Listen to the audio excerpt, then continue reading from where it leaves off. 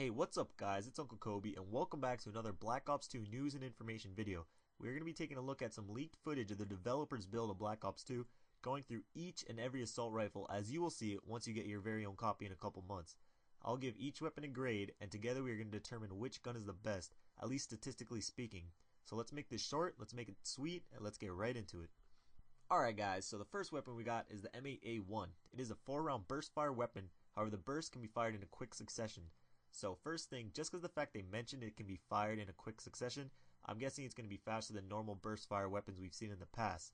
Not saying it automatically has a rapid fire feel, rather the time between the bursts are very short, which would make it very deadly. How deadly? Well, let's look at the stats. And for the sake of this video and the Black Ops 2 weapon videos I'll be doing in the future, I'll be calling each little block a point. Why? Because I can, and let's move on. The mobility is ranked at 14 points, which will be the same across the board of all assault rifles with one exception. The damage is ranked at 9, which is rather weak compared to other weapons. Range is at 11 points, which again is not the best, and its accuracy is at 13 points, which is somewhat average. Overall, this gun makes me wish they brought back the M16 instead, which is why I give it a C. Next we have the SCAR H, which is fully automatic and has an increased damage and range from the M8A1. Its mobility is the same at 14, but has a damage of 13 points, which is slightly above average.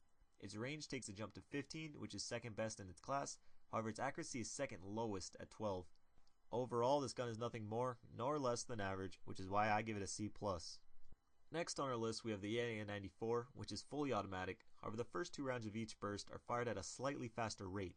Not sure why they noted that, or even if it's worth noting, but it makes you think that they are encouraging you to burst fire this gun, even though it's fully auto. As for its stats, the mobility is standard at 14, damage is at 12, which is smack dab in the middle of the class, its range is average as well at 13, and its accuracy is at a class worst 10. This gun is comparable to a student that barely passes, but passed nonetheless, so I give it a C. Now let's take a look at the SIG-556, a 3-round burst rifle that produces high damage with each trifecta of bullets. Mobility is at 14, and damage averages out at 13. However, where this gun thrives is at long range, with its 15 points and 16 for accuracy. This gun is going to be a laser if they keep the recoil down, but I'm guessing the bursts are going to be slightly farther apart than the M8A1, and I'm assuming its hipfire will be dreadful unless they pull an Infinity Ward pre-patch Type 95. So I give this weapon a strong B. But moving on, we got the Type 25 with some of the most dreadful stats I have ever seen. Its damage and range flatten out at 9, a class worst, and its less than stellar accuracy at 11, which may I note is second worst. However, how this gun finds its effectiveness is with its high rate of fire and moderate recoil. This will most likely be an assault rifle you rush around with, and will probably have a decent hip fire. Either way, I hate it already, and I give it a D. End of story. Next on our list is the SA-58, or first semi-auto weapon, with its light recoil and moderate damage. More precisely, it has a 13 damage, which is absolutely moderate, and a mirrored range, which is fairly average as well. Its accuracy, however, is very good at 15, but I'd expect nothing less with a single-shot weapon. Overall, this gun looks promising, and I give it a B+. The next weapon makes one hope that you will not be able to use a fast trigger finger in Black Ops 2, because the SMR is a semi-auto with Chuck Norris stats. It has a damage and range of 16, which are both best in its class, and an accuracy of 15, which again is typical for a single-shot weapon. This gun looks nasty, but I do hope its hipfire spread is as big as Barry Bonds' post-roids and large head, because this weapon screams OP without it.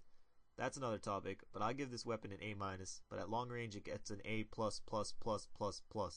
Moving on, we got the M27, which is fully auto with higher mobility and reduced recoil. This is the only assault rifle to break free of the 14-point mobility, however its damage and range are less than stellar at 11 and 10. Its accuracy is average at 13, and this weapon honestly bores me.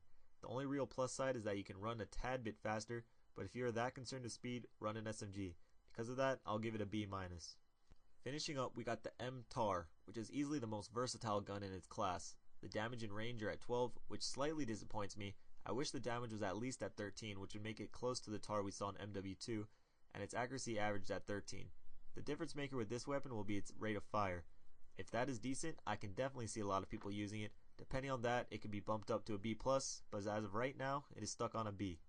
So that wraps up my gradebook for the assault rifles, at least statistically speaking. As of right now, I don't see any one gun that jumps out and is the clear frontrunner, which is good. We hopefully aren't going to see any one weapon dominate the whole game, rather everyone using variety of weapons. Again guys, this is just all speculation coming from the developer's build. These stats can change as we get closer to the release date, but as of right now, this is what we got. So I hope you guys enjoyed it. I'll be doing one of these for every class of weapon. I got a lot of good videos coming out this week, so make sure you hit that subscribe button in the top left if you're new. This was Uncle Kobe. Until next time, I love you all. Peace.